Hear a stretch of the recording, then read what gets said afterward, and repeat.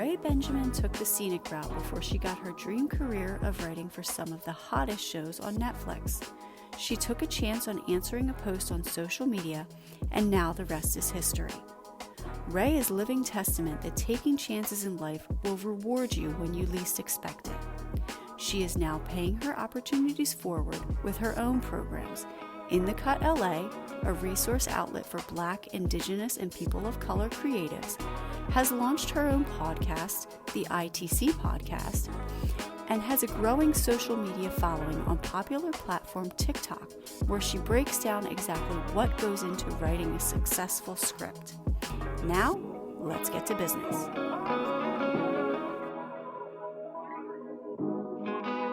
Hello, everybody. I'm your hostess, Tatiana Ryan, and this is the Businessy Podcast. Today, I have with me a woman who is absolutely tearing up TikTok. She was an assistant writer, I believe, on the show Bridgerton on Netflix, and then she is also working on 2 The Witcher projects on Netflix also. Her name is Ray Benjamin. She is doing so much within the world of Netflix and Hollywood, and we have so many questions for her. Thank you so much for being here, Ray. Thank you for having me. Excited to talk. Oh my gosh. I got everything right, correct? Yeah, yes. Yeah, I was a Okay. writer's assistant on Bridgerton and a writer on The Witcher. Oh my gosh. How excited are you to be working on these projects? It's really strange. I will say for Bridgerton, especially I worked on the first season of that show, so we didn't, it was the first season. We didn't know it was going to be as popular as it was. So that's been incredible to watch. And then when I started working on The Witcher, it was the second season, but the first season hadn't premiered yet. So we were working on the second season before the first season even premiered. So it's a similar feeling where like we were just doing our work. We didn't know it was going to become that popular. So Oh. yeah, it's been cool to see everything pan out. Now, how did you get started writing itself? I mean, was it something that you did as a child? Was it just a dream, or did you go to school for it? Yeah, I always wrote since I was a little kid. My mom used to like put together little booklets of all my writings and give them out to people as Christmas gifts every Oh my year. God, your mom's awesome. So supportive. Yeah. Yeah, so I went to an arts high school for creative writing actually, but I thought that writing, meant that you had to be a novelist. I didn't really know screenwriting was a job, to be honest, until I was in college. So I knew I didn't want to write novels because I never liked to write really long form content. I used to like to write poetry, short stories. So I wrote my whole life, but I just thought it would be sort of a hobby. I didn't think it would be a career until much later. Again, I went to college. I took a screenwriting elective in college, and that's when I really learned like, oh, this is a job people can do. This is something you can do. But again, I was a political science major in college. I did not major in screenwriting. It was just an elective. I graduated and sort of just was writing scripts as a hobby. Again, I didn't really know what to do with them. I became a graphic designer and I got into screenwriting because the girl who sat next to me, she at work, she wanted to be a screenwriter. So I was telling her about my little hobby scripts and, and what I would do. And she sort of told me, oh, like, you can be a writer's assistant. I didn't even know that was a job someone could have. And she told me all of the, network fellowships and programs you could apply for. And I think she actually made it seem like realistic, like, oh, okay, I can actually do this as a career. And that's when I started taking it seriously and trying to find jobs as an assistant, applying for programs, etc. So you took a whole tour around it and then finally got in, which I think is a lot of the questions that people have is how do I actually get involved in this? You go to college for it and then you have your opportunities, but some people at this point in the juncture right now, especially with what's going on in Hollywood, unfortunately, we had the news of Rob Reiner today, things happening. people always have these questions like, how do I actually become this person that directs or writes or gets involved in the industry itself? Yeah, I think at this time especially, you should just make your own stuff. I think that is the best way to gain experience. I actually made a TikTok about this the other day. I Uh-huh. saw Shonda Rhimes, someone had asked her a question, like, if you were starting out today, what is the advice you would give to people starting out today? And Right. she said to make your own content. Yesterday, I was at a film festival with the director and producer Sally Richardson Whitfield. She's a producer on The Gilded Age, on Task, on HBO, on Winning Time on HBO. And she said the same exact thing. Like, it's a different era. Even I'm young and I got my first job not too long ago, but I still think it's even a different era in the last 5 or so years where you see that Hollywood, unfortunately, like traditional media is in the decline, but like digital consumption is higher than ever. So I always recommend, yeah, you can try to go the traditional route, being an assistant and being promoted. I love that. That's what I did. I learned a lot, but it's just much harder to find an assistant job now than it Mhm. was 5 years ago. There's just way less jobs. So in the meantime, you can be making your own stuff. You have a phone, you can make something. Mhm. Now you became involved in writing those two different series in a very unconventional way, though. Like, how did you actually get your job itself? Okay, so first job, writer's assistant on Bridgerton. I'll give like step by step how I got this job. So that was in 2018. Mhm. At the beginning of the year, I was like, by the end of the year, I'm going to have a job as an assistant on a show. So I So think you manifested. yes, You I did. manifested Yeah, hard, girl. You I think I manifested real hard. Yes, I think I set that intention, and I hate to be like all mystical, but I really believe if you do set an intention, the You go universe, get those yes, crystals. yes, it will work to help you. So I set that. That was my New Year's resolution, 2018. It just so happened like a few weeks later, I followed the actress and writer Lena Waithe on Instagram. She was on Mhm. Master of None, the creator of The Shy, but that was before then. I loved Master of None. That was my favorite show. So I followed her on Instagram and I saw she had posted how she likes to mentor people. She had Mhm. posted that. So I saw that post and I commented like, "Hey, I'm a writer. I'd like to be mentored by you," because she posted it. And she actually replied to my comment and was like, "Oh, cool. Send a DM to my assistant and, I'll help you out," which was crazy. I feel like that doesn't work a lot of times, but like I said, she had already offered that she wanted to mentorship. It wasn't like me cold reaching out to Mhm. someone. She had already said it. So I DM'd her assistant and then I got involved in her mentoring program. She still runs it to this day. It's called the Himley Grad Mentorship, but I feel like it's structured very differently now. Like back then, again, you could just DM Lena and she would accept you. She was Mhm. less Until she famous. got 100 million DMs, Yeah, yeah, right? she was less famous. That was before she had won an Emmy, before she had uh got on her trajectory, so she was more accessible. Now it's like a program you have to apply for and it's more formalized. But back then it was sort of just like a lot of people. There's probably, no joke, maybe like 75 people that, and we were just sort of in her email list. She would send us opportunities. She would let us know what was going on. She paid for writing classes for people. She was just helpful to Wow. people. And through her assistant at that time, found out about the writer's assistant job on Bridgerton. The showrunner's assistant on Bridgerton reached out to Lena's assistant and was like, "Hey, we want to hire a writer's assistant. We're doing interviews right now. Is there anyone you recommend?" And her assistant recommended me because I had been helping them out for months. I was doing script coverage. I was a PA for a week on a pilot Lena shot. Like any opportunity that I could help out and do things, I would be there. I wasn't getting paid to do any of this either. Right. I had a full-time job and I was still doing all this stuff extra Mhm. on the side for free.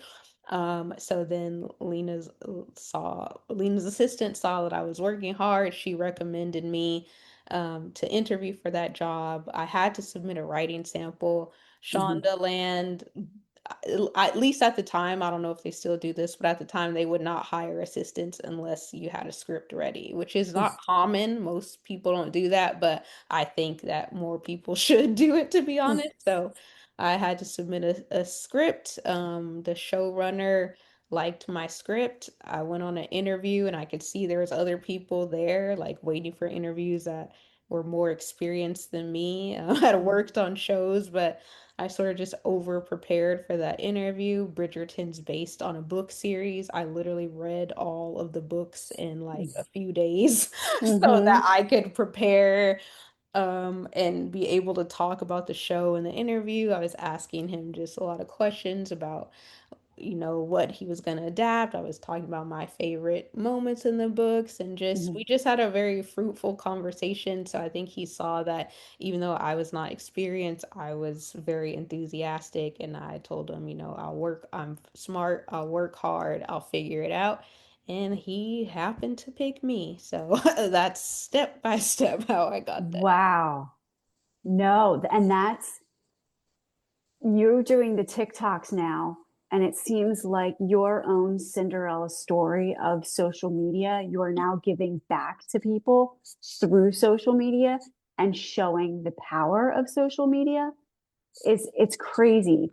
Like your TikTok page is gaining so much popularity, and you actually break down scripts now, and you show people how to actually write their own scripts, as you just said and suggested that if you want to do this, you really do have to have a script on hand so that people can see your writing samples.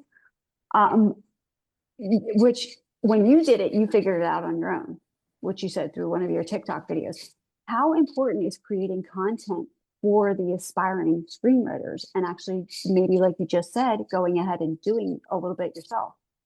Yeah, I think it's funny. If you'd asked me this question 5 years ago, I would say it's not important at all. Mm-hmm. I'm someone, you talk about my TikTok, it's very recent. I just started this TikTok in September, I think, or Yeah. August. Like I have not been using it that long.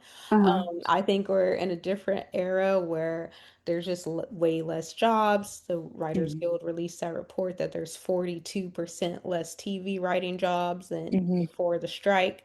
So there's just less jobs, there's less opportunities in that traditional path to Mm-hmm. showcase your work. So I think it is becoming more important to have, a YouTube, TikTok, Instagram, just somewhere else where you can showcase your work and also to not wait for opportunity. I feel like, especially if you work in the traditional media system, it's a lot of it is rejection.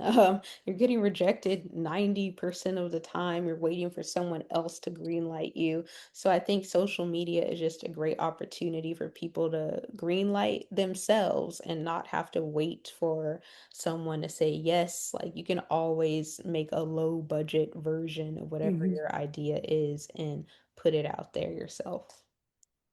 Now, there's a renaissance taking place in film itself, due much to, as we were just talking about, streaming platforms. I've even told, I've been on podcasts talking about how I started my podcast and some of the challenges that I've taken on due to, the uses of different procedures and platforms and, everything going on right now. The streaming platforms themselves, Netflix is out there. Amazon just bought up MGM. It's a huge shakeup with, I'll just use the James Bond series as a perfect example. Everybody's wondering what's going to happen with it now. So, with all of these changes being made, what do you see for the future of writers in general? Yeah, I think it's tough. with those changes, with the AI stuff, I just saw Disney paid $1 billion to open AI to Mhm. license their Which content. Walt Disney is probably rolling in his grave right now. Yeah, it's crazy because Disney is also simultaneously suing Google AI and Yes. Midjourney AI at the same time. Gotta love business. Yeah, it's very confusing. I think that the future will be in the hands of independent creators. I think if you look historically, um, a look historically at the entertainment industry, this sort of Mhm, has happened before. In the 70s, actually, a lot of traditional studios went bankrupt. People weren't going to the movies as much. And mhm, what saved the movie industry was independent cinema, people making black exploitation films and these very low budget films that they could put in the theaters themselves and gross money. And mhm, that's what revived the studio system actually mhm, was those independent type of films. So I think that it's an interesting space right now that we could use that same entrepreneurial spirit and mhm, advance. I was talking to a producer a few weeks ago, and she was just saying, yeah, I think unfortunately, if you are just a writer trying to get started now and all you want to do is write, I don't think you'll have much success. I mhm, think right now is really, if you're a writer, you're gonna have to be a writer and a producer. You're gonna have to be mhm. a writer, director, because that's the only way you'll get things made. I think it's Right. easy for people that are already established, like if you're Shonda Rhimes, you don't have to Mhm. worry, you're good. But if you're trying to just start out right now, I do think you need to be more entrepreneurial and to wear multiple hats to sort of get stuff done and get it out there. Now, as we're talking about multi-talents, girl, you are multi-talented also. You founded In the Cut, LA, which is a company that provides resources and education for the BIPOC, Black, Indigenous, people of color, creatives, and to hone their own storytelling, and give them support and tell them how to do everything. They have had the support of names like Sundance, the Writers Guild, Stars, just to name a few of those big names out there. How are you hoping to shape your outlook on film for everyone? Yeah, I think my outlook is just transparency. I feel like that's why I started in the cut. I started it when I was still an assistant on Bridgerton. And even Mm-hmm, just being an assistant, I realized I had access to people, I had access to information mm-hmm, that people didn't have. And people talk about gatekeeping a lot in the industry, and now mm-hmm, that I'm, I guess, behind the gate, so to speak, mm-hmm. I don't think of it as purposeful gatekeeping. I think a lot of times information is just not known. Like if I don't know a Right. job exists, I can't apply for it. So Exactly. I think a lot of it is just making sure information is just accessible, affordable, and accurate. Those are like my three targets because when I was first starting out, it was very hard for me to find that information. Like maybe the information was accurate, but it cost $2,000. So it's not Mm. really accessible to other people. Maybe That is the wildly true, though. Yes, yes. Or maybe it's affordable, but it's like a scam. Like there's Mm-hmm, so many scammers. Like mm-hmm, just even being on TikTok, I see people like, what are you talking about? Just people mm-hmm, just spreading misinformation. And so I guess my whole goal is just to provide information from people that are actually doing what they claim to do and doing it now, not someone that did it 20, 30 years ago. No offense to them. Like mm-hmm, I'm sure their knowledge is accurate, but just like you said with the industry changing now, the industry is constantly changing. So someone who gained success 20 years ago is not going to be able to give you actionable advice on what you need to do now. So mm-hmm, that's my whole thing is I don't teach most of the classes for In the Cut. I'm getting other people. I've had my friend who's a writer on Paradise, on mm-hmm. Hulu taught a class. My friend that's a writer on Abbott Elementary. Like I have people that are currently doing Hmm. thing right now so they can tell you Hmm. what's happening right now. Now, with a background in political science, also, because that's what your actual major was before you took all of this on. Now, your demographic is largely of female aspiring creatives. As in political science and in Hollywood, how important is it for more women to get involved in telling stories and having these stories made into actual visual series to get their messages out there? I think it's so important and more than I'll say, I think maybe this might be offensive to people, but I think women just create better work environments, to be I honest. don't think it's offensive to anyone. I In was fact, I stand behind that statement. Yes, I was talking to one of the writers on Bridgerton. Actually, we had lunch earlier this week, and she is an excellent writer, Janet Lynn. She's a Mm, showrunner level writer now. But she was saying how she's older, she's 50, and she mm, was saying how she has seen the shift in the industry largely because of gender dynamics. She's seen how when she mm, started when she was 20 working for people where it was very toxic hierarchy based where people were, backstabbing one another and mhm. working in a writer's room was an environment where you'd be getting yelled at, things thrown at you. Oh And my gosh. and she's seen how it's shifted when more women have become showrunners, that the work environment is not like that anymore. It's more inclusive to everyone. Everyone Mm, can pitch their ideas, everyone has a say, and it feels more supportive and nurturing. And I didn't think about that. My showrunner is a woman and she's great. But as mhm, someone, who's newer to the industry, I don't have, a 20, 30-year trajectory to look back on. But I think mhm, that's true. I think you would hear all of these toxic stories whenever I talk to a writer over 40, they're always giving me some crazy story about mhm, how someone threw a book at them or like how they had to mhm. stay in the office till 1 a.m. every Yeah. day to get stuff done. And I just don't like that's not my experience at all. I have a wonderful experience. And I do think that's because when you put more women in charge, that it's just gonna be better for everyone. Now, I recently had Janetta Boone on the podcast, who is the costume designer for the wildly hit show Yellowstone, another one. She did also Cadillac Records, where she reimagined Beyonce as Etta James. Tyler Perry characters, she's been able to create them, where she's dressed an array of characters of all different backgrounds. How important is it as a woman of color in such an important role to bring those characters, the ones that you create, the ones that you write, to get those little details and everything? How important is it for you guys to all work together? I think it's extremely important and it speaks to representation, behind the camera as well as Mhm, in front. I think we've made great strides in on-screen representation, but if you look at who's behind the screen, we still mhm, have a very long way to go in terms of gender and race, both of mhm, it. But I think when you just have a cultural sensitivity, I saw a clip of Denzel Washington, and he was talking about the movie Fences, which is based on the play by August Wilson, and how it's important to have a black director.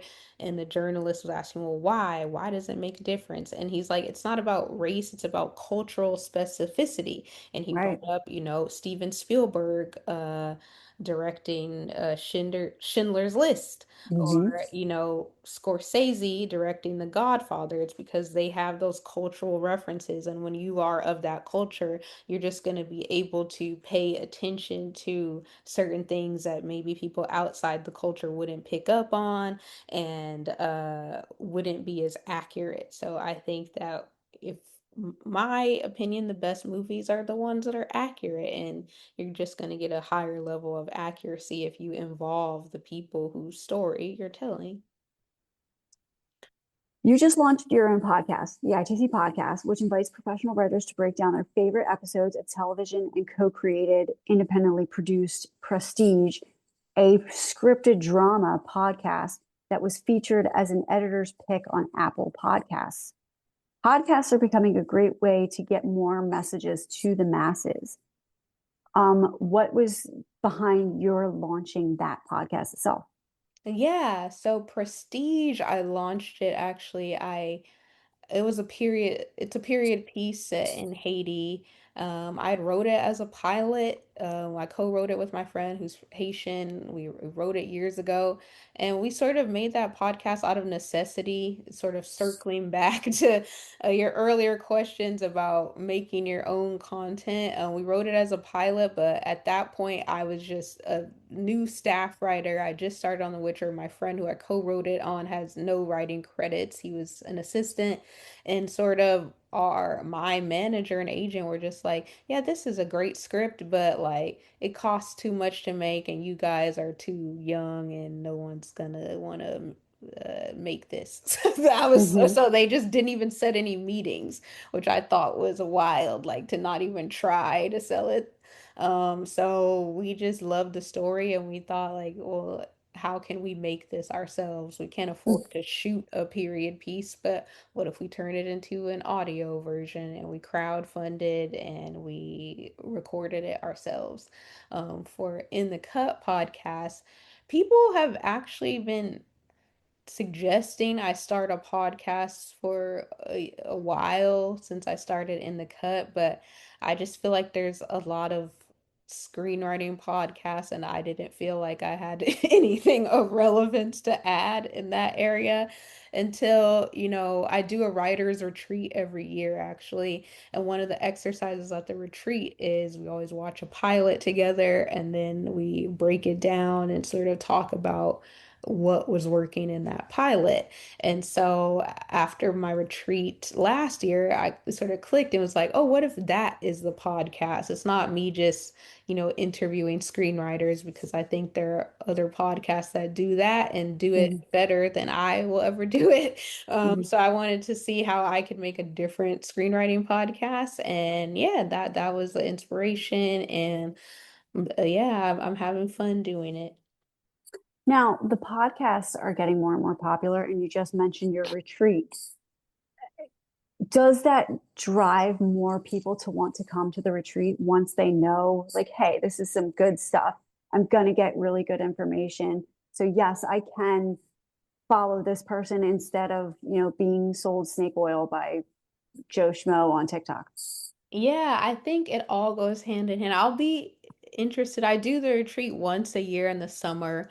I Mm-hmm. started my TikTok after the this Mm-hmm. year's retreat. So I'll be interested to see if next year more people want to sign up. I don't let that many people sign up to be Really? honest. It's very small, the retreat, Mm-hmm. because I want to be able to interact with people, to provide people feedback on their scripts, to make it very intimate. So the most I've ever had at a retreat is 20, but I think that was too much. I prefer having, That's still a lot. yeah, I prefer to have like 10 to Yeah. 12 people.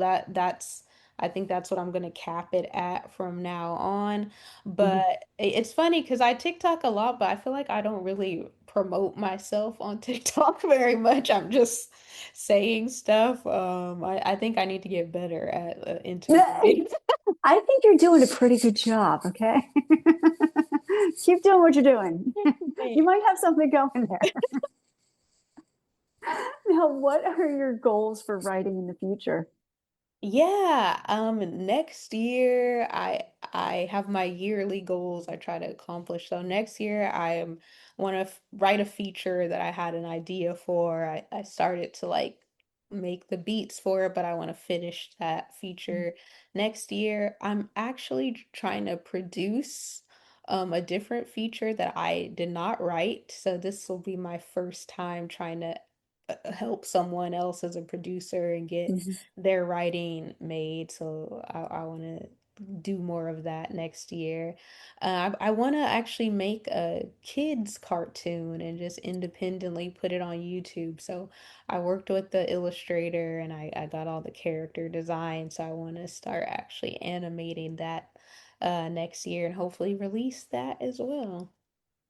Now, where can everybody find you on social media besides your TikTok? Yeah. and get all the information from your TikTok, and also if they want to attend a retreat, or maybe hopefully you'll do more retreats. Yeah, yeah, maybe I could do a couple of retreats a year instead of just Yeah. the one. You can follow me on Instagram at In the Cut LA. I post a lot of helpful information on Instagram actually. Every week I post grants, fellowships, stuff that you can apply for, events. So check out the Instagram and visit my website, inthecutla.org. You can sign up for the newsletter there, and you'll be made aware of whenever the next retreat is, whenever I have writing classes, all of that. If you sign up for the newsletter, you'll know anything that's going on. Oh my gosh. There you have got, as I said, I found you on TikTok and I just was blown away by what kind of information you were giving people, just breaking down how to write a script. If you want to become a scriptwriter, this is how you do it. That's basically how you do it. Yeah. And I'm just blown away at what a beautiful person you are on the inside and on the outside. And thank you so much for being here. Thank you. You're beautiful too. I'm like, you look like Lindsay Lohan. Oh my God, stop. You do. You're giving Mean Girls era. That is greatly appreciated. I am Tatiana Ryan. This has been Ray Benjamin, a scriptwriter from the hit show Bridgerton and the other hit show on Netflix, The Witcher. And we are so excited to see what is to come for Ray. Thank you so much, Ray. Thank you, Tatiana.